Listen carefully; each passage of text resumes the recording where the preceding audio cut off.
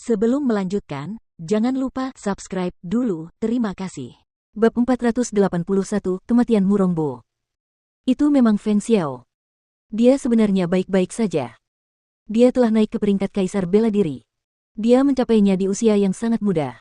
Bagaimana dia bisa mencapainya? Tidak hanya semua orang diliputi keterkejutan, tetapi mereka juga tidak dapat mengatakan apapun karena keheranan mereka yang luar biasa. Beberapa kultivator tidak dapat menembus peringkat martial ancestor dalam hidup mereka. Patriark klan geng kota bulan berawan serta patriark klan Feng berkultivasi sepanjang hidup mereka tetapi hanya mencapai peringkat martial ancestor tahap awal. Bahkan butuh waktu 50 tahun bagi mereka. Sangat mungkin peringkat martial emperor sangat sulit bagi mereka untuk dicapai. Namun sekarang, Feng Xiao berhasil melakukannya. Bukan saja dia tidak koma, tetapi dia juga menjadi kaisar bela diri pertama di negara Sun Glory. Seorang kaisar bela diri berusia kurang dari 100 tahun. Ini sungguh tak terduga. Mati. Feng Xiao mendengus keras dan menggoyangkan tombak di tangannya lagi. Mati supaya kau bisa menghancurkan klan Fengku. Mati supaya kau bisa menindas putriku. Klan Fengku telah menjaga negeri Sun Glory selama beberapa generasi dan setia kepada keluarga Murongmu. Tapi, apa hasilnya? Kau bertindak sejauh itu dengan menyergapku. Apa yang telah kulakukan, Feng Xiao, hingga membenciku sampai membunuh? Dia menanyai Murongbo dengan keras, setiap kalimatnya menusuk. Xiao Feng melotot tajam ke arah penguasa. Aku tidak bersembunyi, tunduk pada kekuasaan kekaisaran, dan tidak punya keinginan untuk berdebat denganmu tentang menyerangku. Bagaimana denganmu? Kamu, Murongbo, menginginkan putriku menjadi selir. Kamu ingin merebut pasukan klan Fengku, menarik para penjaga Feng, dan menghancurkan klan Feng yang telah berusia 100 tahun. Sekarang, jika aku tidak melawanmu, bagaimana aku bisa menghadapi leluhur klan Feng? Murongbo, kekuatanmu sudah habis sekarang, takdirmu sudah habis. Membunuhmu hanya akan mengotori tombakku. Bunuh dirimu sendiri. Aku berjanji padamu.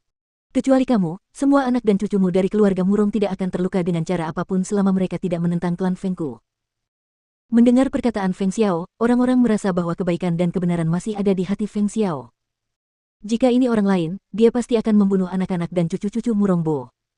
Dia akan mencabut mereka untuk menghindari balas dendam di masa depan. Namun, Feng Xiao mungkin memikirkan tentang persahabatan dengan generasi keluarga Murong sebelumnya. Ini adalah satu-satunya cara untuk membiarkan mereka pergi. Memang baik dan benar untuk melakukannya. Mungkin dia benar-benar menyadari bahwa dia sudah dikutuk. Pada saat ini, tatapan mata Murongbo kosong. Dia melihat semua prajurit berlutut dan menghadap kediaman Feng. Dia melihat pasukan klan berdiri di dekatnya dan melihat orang-orang biasa menunjuk jari mereka padanya dan berkomentar.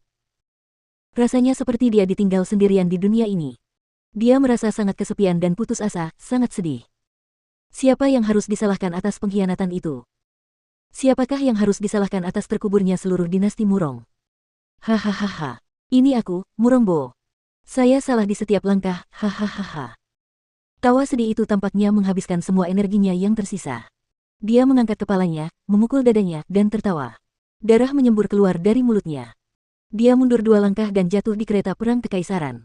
Dia menghembuskan napas terakhirnya sambil menatap langit dengan tak tergoyahkan. Tragis sekali bahwa penguasa dinasti kekaisaran tumbang, sementara rakyatnya memberontak dan sahabat-sahabatnya meninggalkannya. Keheningan tiba-tiba turun. Semua orang menyaksikan Murongbo menghembuskan napas terakhirnya dengan kedua mata masih terbuka, menatap langit. Pada saat ini, hati orang-orang sangat rumit. Masing-masing dari mereka terdiam. Tepat pada saat ini, sosok merah yang berdiri di gerbang kediaman Feng terbang turun. Sosok itu berputar cepat dalam sekejap dan mendarat di tanah dengan mantap.